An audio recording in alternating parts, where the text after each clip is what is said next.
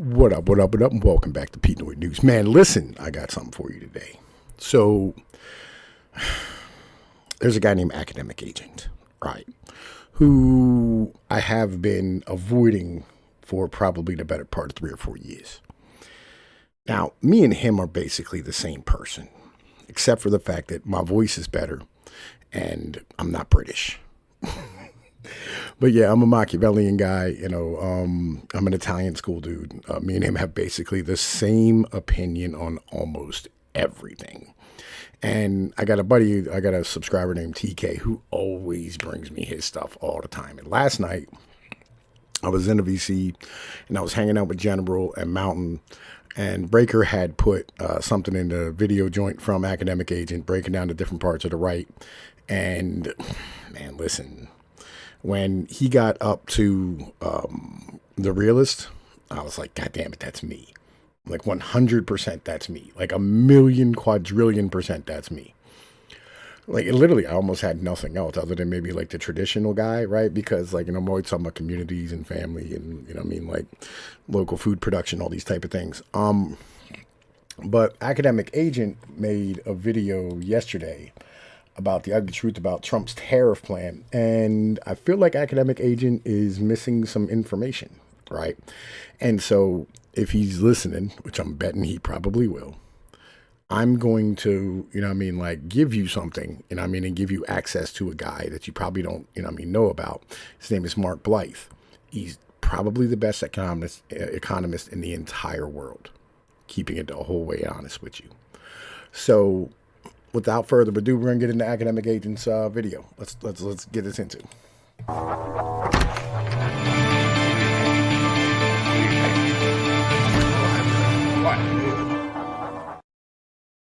Well, hello everyone. I want to return to the topic of Trump's tariffs and to a book that I have talked about previously on these Monday shows, which is Super Imperialism by Michael Hudson. I talked about this, I touched on it in a video about a month ago called Why Trump's Tariffs Represent the US Empire in Decline. And I happened to see an appearance of Professor Hudson talking to Alexander Mercouris from the Duran show I've been on before, and another dude.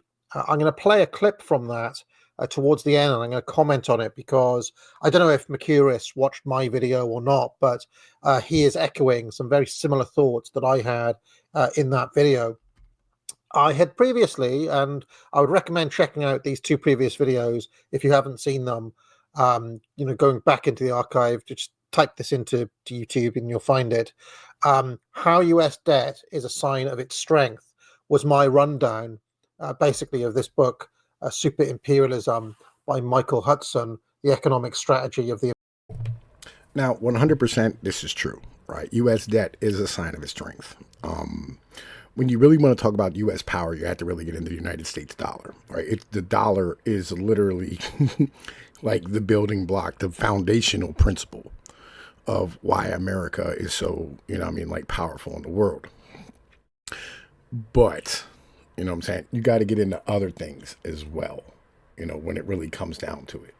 So, like there's parts of this that, we don't really have conversations about, and that's because of like the liberal worldview of, most Americans, because like they want to go, oh, like we've been fed all these like nonsensical things of where we go, oh man, listen, like America is, so great because of the fact that like America and the people and the government and all these type of things, which, it makes us feel all warm and fuzzy on the inside because this allows us to have, like these conversations about like us being great rather than it being the fact that, you have like all this stuff that is, like fundamentally, right? Like part of our like geography that we actually don't control, right? So these here are maps of the United States. Hang on, man, brother. All right, and these here are maps of the United States, right? This is like the Mississippi River and all the water, the navigable waterways in the United States, right? And this is navigable as far as like a large trade is concerned. This is area under agricultural production. And then when you flash this map on top of that, I want you to notice something. It costs 1/12 the price to move something over water as it does for land. Fundamentally, right, our ability to produce food and goods and raw commodities and transport them anywhere we want to, inside or outside or in any port in the US or the rest of the world, is beyond everybody else's in the entire world. We have more miles of navigable waterways than the rest of the world combined. This is fundamentally why it is that the United States has the power that it does. And this is what underlies, really, in the end of the day, the American dollar that, floats around the system. It's because we have this amazing geography. And that's something that we don't, as Americans and as the world, don't really have that conversation. Because in liberalism, the fundamental principle is that you want to divorce yourself from the earth and from being a human, right? And once you start going, oh my God, like it's the earth that gives us this power. It's the land that gives us this power, right? It's the place you live that gives you this power. All of a sudden, things start changing in the way that you have conversations about why it is that things are the way they are, right? So, all right, we're gonna keep going with, you know what I'm saying, his video, but let's keep rocking. The American Empire. Fascinating book that turns a lot of classic imperial models on their heads, and it really makes you understand the control mechanism that the American Empire actually uses. It's ingenious, really. Now, why I'm interested in this is because ever since Trump came back in and has been, going on about these tariffs and just analyzing the way he's been acting, it has struck me more than once that it seems to me that Trump does not understand what Hudson is talking about in this book, i.e., he has a very different view of the situation. His view is very transactional. All he sees is if the money is going out, that if it's a cost to America, that's bad.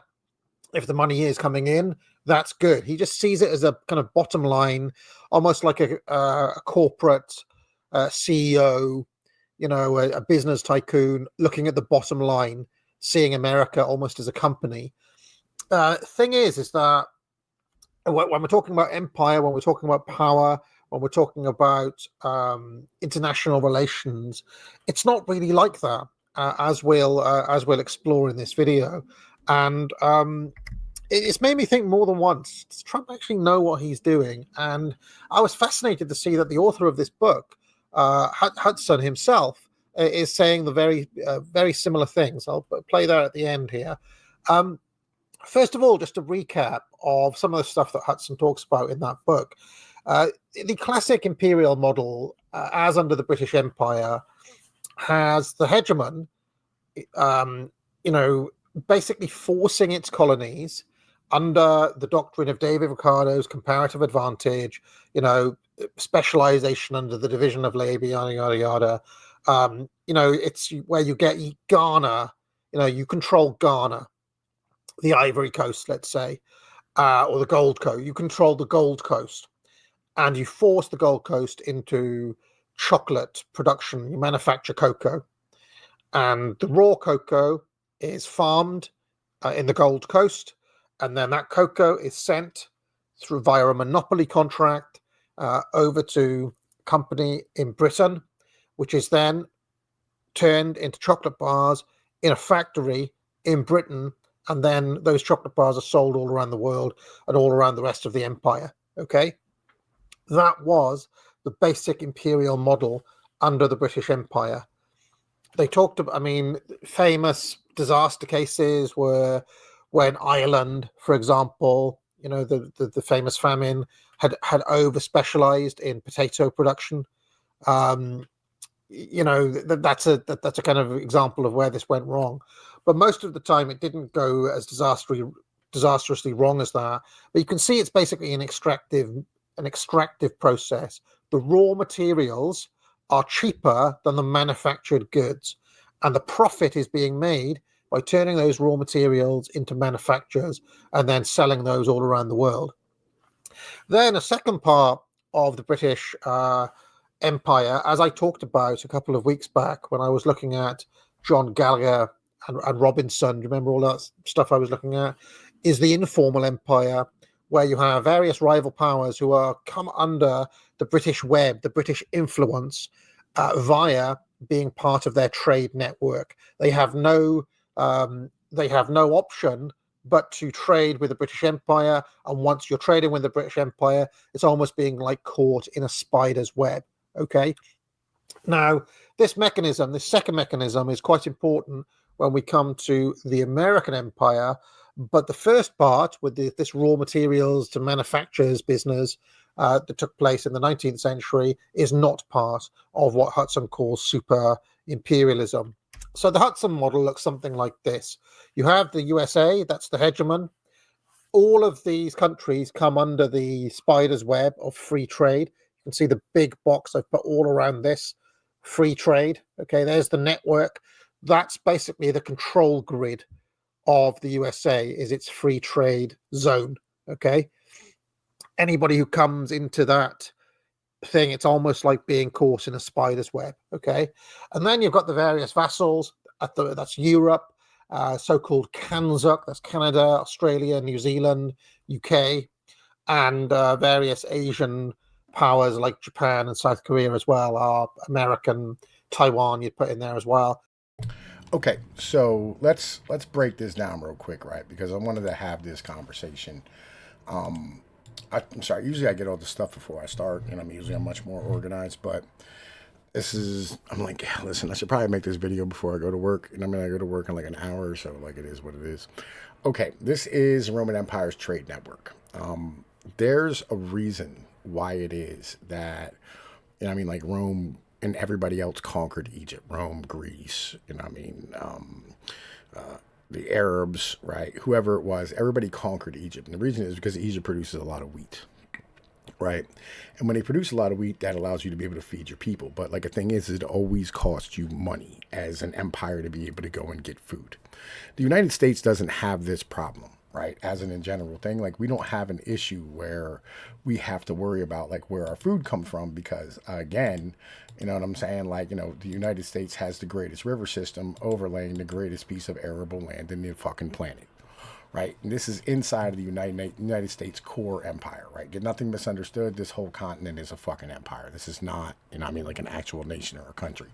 It wouldn't even make any sense to fucking call it such, right? It's overlaid by this giant river system that allows it to produce its own fucking food. Now, this is why, like, our empire doesn't make any fucking sense. Just like Britain, right?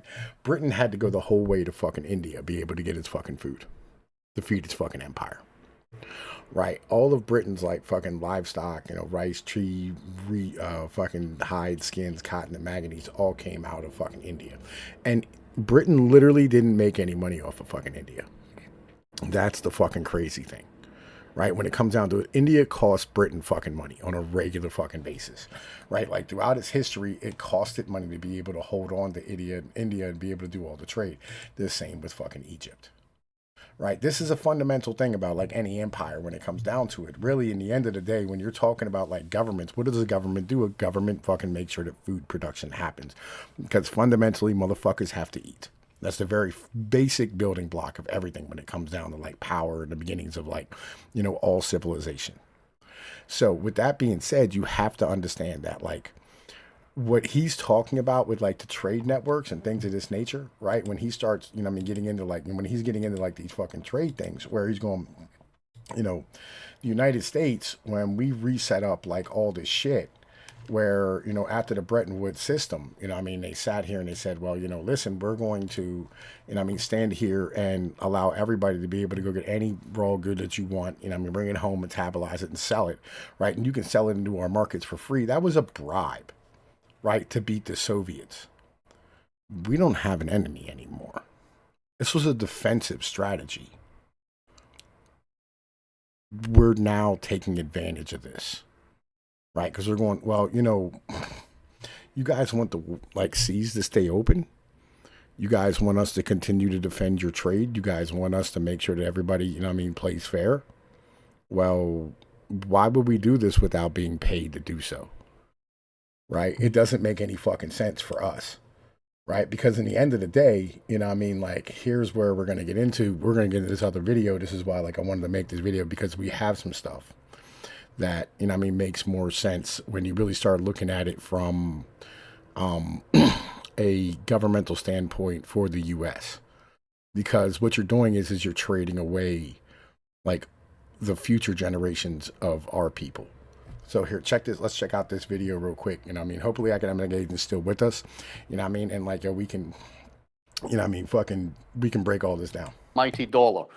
Here's the standard charts. Have a look at shares of foreign exchange reserves. Nah, nothing's happening. So denomination of trade, still the largest thing. Debt securities, still there, right? Nothing much seems to change. This is pretty much a standard story. And then whenever there's a shock to the system, no matter how small, the usual suspects are rounded up and interrogated.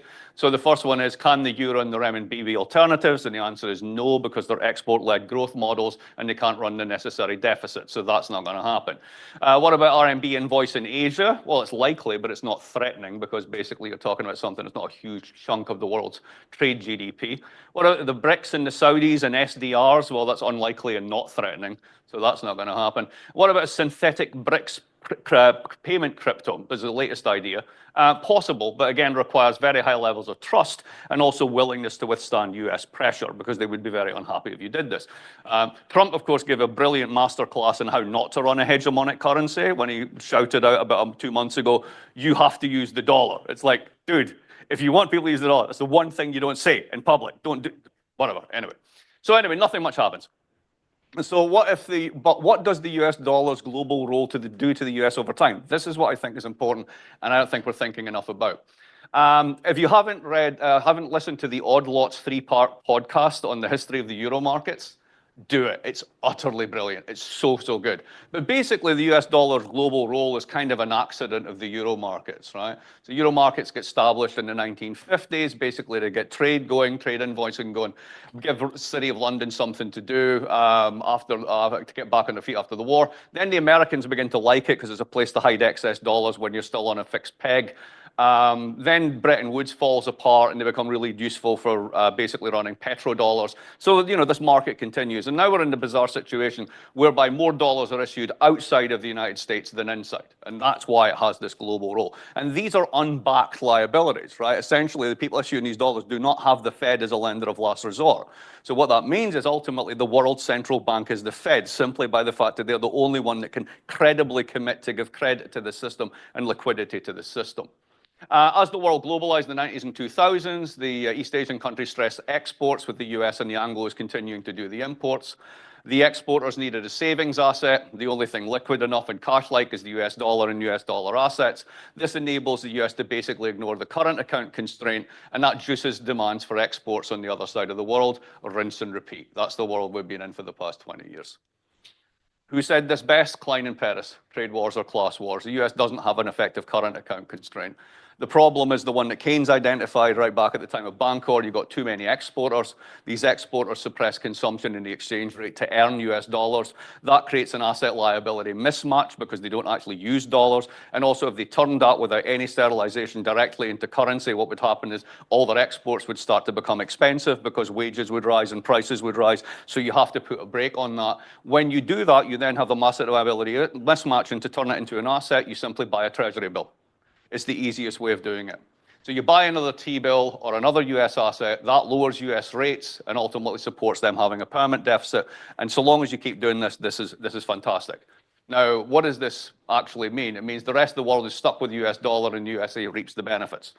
So again, that problem with too many exporters means that surplus countries have to bank into USD as a cash-like savings asset. Neither China nor the EU can provide this. Surplus countries need to suppress consumption. More US dollars outside than inside, which gives the enormous liquidity power to the Fed.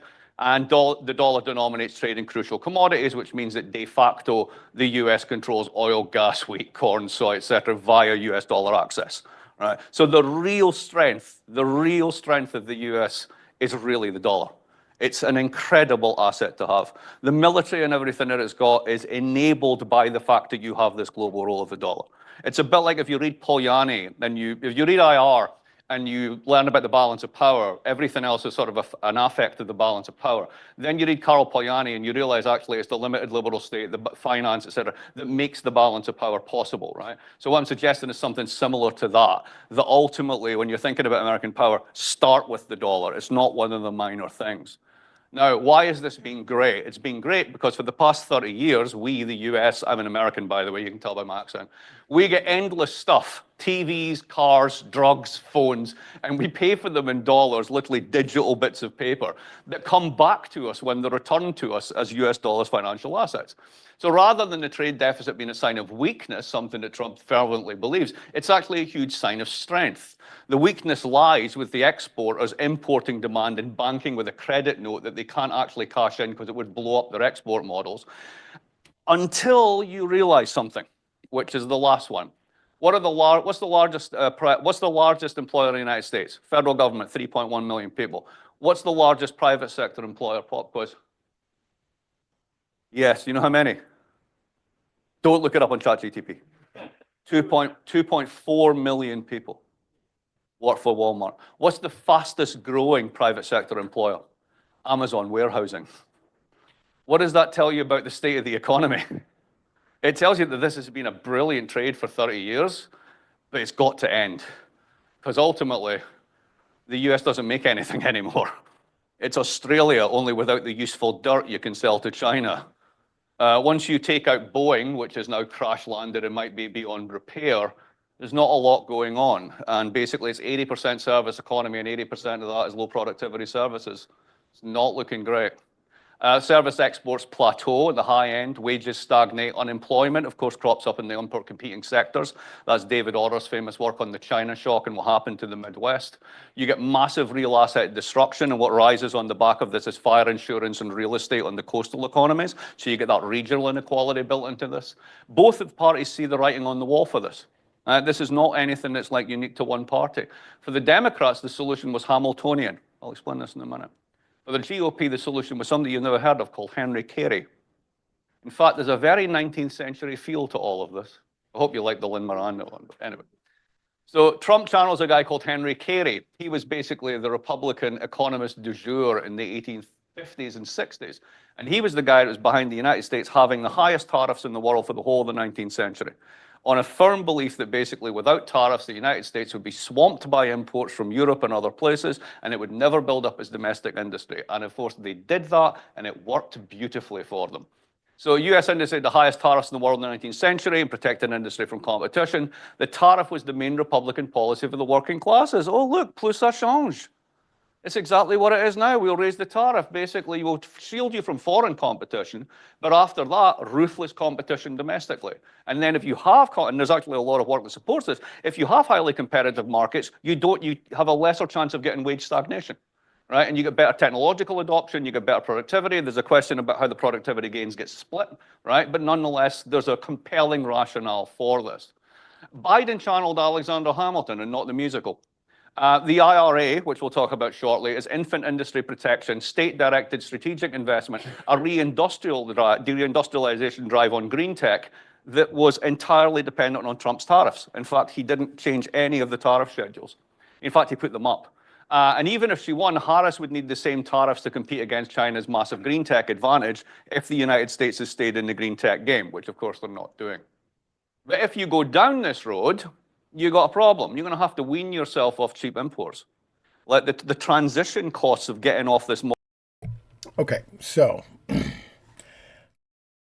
when you're talking about these things, right? By the way, this is probably the greatest living economist today, like hands down. This dude Mark Blythe is fucking brilliant, like 100%. You know what I mean? He predicted almost everything that's happened in the past 10 years. This is a conversation that needs to be had, right? And this is a conversation that America has to have because of the fact of this is no longer a middle class country. The boomer generation is middle class. Everybody else is poor at this point, right? And it doesn't matter how many like cheap imports you keep throwing at us. They can't buy basic, shit like houses and cars and transport, right? And healthcare and things of this nature. So we're on a bad like place. So when you have this many poor people, you're going to end up having revolution. Like this is just kind of where it's at. So in the end of the day, Trump's ideas and what Trump's doing, like it may seem like he doesn't understand like what's going on in the world, but he does, right? And the fundamental flaw of like standing here going like, oh, well, you don't understand, like this is good for the economy and GDP number go up. No, right? Nobody, like the GDP number go up like model is dumb to begin with, and the entire measure of GDP is fucking stupid. Right, just the whole foundational principle of liberal economics is fucking dumb, and that's kind of where we're at. So, with that being said, I just wanted to put this out here to, I don't know, I don't want to pick a fight, but like I wanted to have like this idea put into play, and I'm gonna work it out more as like time goes on, in my head, and I'll probably like write about it a little bit and get it more like flushed out. But I wanted to put this out here today. I hope y'all enjoy. You listen, I'm Tom Pease with Pnoid News. You know the deal. Like, share, and subscribe. I'm up out of here.